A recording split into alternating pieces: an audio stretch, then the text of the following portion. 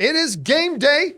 Game Fast X is out. It's coming out today. There have been some advanced screenings for it. Look, I've said before, I'll say it again. I am a Fast and Furious franchise fan. I hated 9. 9 sucked.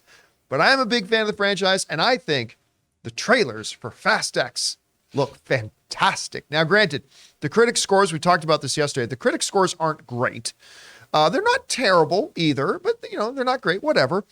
But one of the things that's been a little bit concerning, if you are a fan of the franchise, particularly if you're Universal Studios, one of the things that's been a little bit concerning is the fact that the long-range opening weekend projections for Fast X were kind of soft. They were saying about $60 million. Well, now, here we are, the day that it's opening, and those projections did not go up. According to Variety, those numbers are staying right at about 60. This comes to us from Variety, who says this: Fast X, the 10th installment, not including Hobbs and Shaw, the 10th installment of Universal's high-octane franchise is revving up to lead global box office charts. The movie is projected to open to $60 million or more in North America and at least $220 million in the international box office. Based on those estimates, Fast X is looking to capture $280 million worldwide in its first weekend of release. The terms of domestic box office projections, this is where it gets interesting.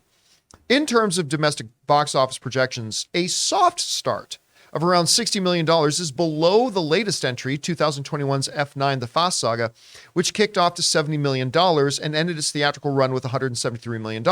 It's also much lower than Fast 7, Fast 8, on and on and on. Okay, so let's look at this in context a little bit. So we have the Fast and Furious franchise, $60 million, let's be clear, a $60 million opening. Again, is an opening that a lot of filmmakers would kill to be able to have, a $60 million opening. But this is not any ordinary film, right? This is the Fast franchise. This is a franchise that's had a couple of films in the $1 billion club. The expectations are high. And at $60 million, this is actually going to be the lowest opening the Fast and Furious franchise has had since 2006. Check this out. So Fast and Furious 7 was the biggest opening weekend they had at $147 million. Fate of the Furious in 2017 was the next biggest opening they had at $98 million. Fast and Furious 6 in 2013 had $97 million. Fast 5 in 2011 had an $86 million opening. Fast and the Furious in 2009 had a $70 million opening. F9, The Fast Saga, the most recent film, which was garbage in my opinion, 2021 had a $70 million opening weekend. Then all the way back in 2003, Too Fast, Too Furious had a $50 million opening. The original Fast and the Furious movie in 2001, yes, it's been 22 years, had a $40 million opening. And the third film, Fast and Furious Tokyo Drift, which is I think the second worst film in the franchise. Yep, I do. I've been getting berated by many people who love that movie, but I think it's the second worst in the franchise. $23.9 million. But that Tokyo Drift came out in 2006. That means if Fast and the Furious does indeed open to $60 million, and it might open to more, like we've seen projections where the actual opening weekend happens and it opens higher. So maybe it does open higher. But if it does hold at $60 million, that means every Fast and the Furious movie, not since Tokyo Drift. Oh my gosh. Will it be a lower opening weekend? And if you want to take the spin-off with none of the series' main characters in Hobbs and Shaw, Hobbs and Shaw had a $60.1 million. I mean, this could open lower than Hobbs and Shaw, the spinoff. Not saying that for sure, but I mean, so the question that comes up is why? I mean, the trailers look like bonkers fun, I think. We've had some big box office successes this year with smaller films like Creed 3, John Wick 4, what was the little, Megan did really well, big, huge hits like Mario Brothers and stuff like that. So why this? The only real thing I have in mind is that Fast 9 was just that bad. That I think Fast 9 was when they literally and figuratively drove off the cliff.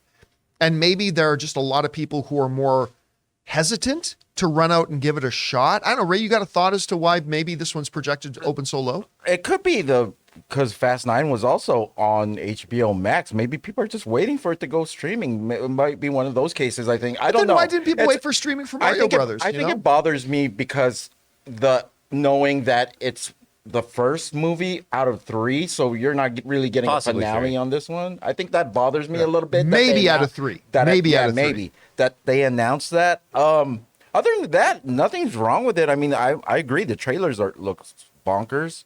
I really don't understand why this is projected so low.